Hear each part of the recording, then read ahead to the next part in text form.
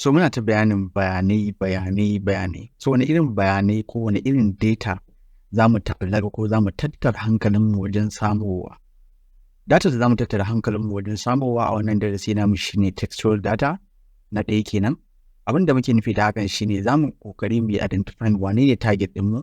Bayan mun yi identifying wane ne target ɗinmu, za mu yi ƙoƙari mu bi dukkanin wani social media posting ɗinsa domin mu karanci ɗabi'unsa. A baya na taɓa faɗa mana cewa social media posting ɗin mutum yana da alaƙa da rayuwarsa, yana da alaƙa da abin da yake so, yana da alaƙa da dai sauransu. Za mu bi kamar rubuce-rubucen da mutum yake yi, za mu bi kamar irin posting ɗin da mutum yake yi da dai sauransu. Sai kuma za mu karɓi visual data. Idan muka ce visual data shine kamar hotunansa, idan muka karɓi hotunan za mu yi ƙoƙari ta hanyar amfani da hotunan za mu karanci ɗabi'ar hoton, a ina ya ɗauki hoton, wani lokaci ya ɗauki hoton, ko kuma videos ɗin da mutum yake posting a yanar gizo. A nan ne za mu gano cewar yaya mutum a ina yake, ɗan wani gari ne, yaushe ya ɗauka, da wace irin waya ya ɗauki wannan bidiyo ɗin da dai sauransu. Duk a wani cikin wannan darasi insha Allah za mu gano duk wannan.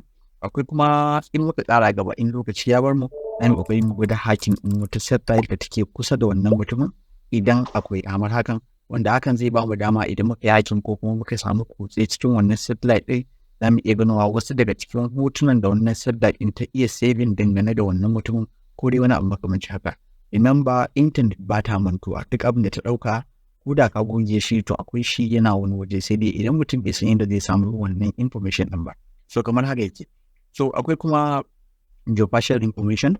So abin da muke nufi da wannan shine za mu nemo gidansu, a wani layi yake, wa yake, ina ya je shi, January yana ina, February yana wani gari, December yana wani gari, a'a ya tafi wajen party, a'a ya je da budurwar shi Yankari ko dai wani abu dai makamancin su.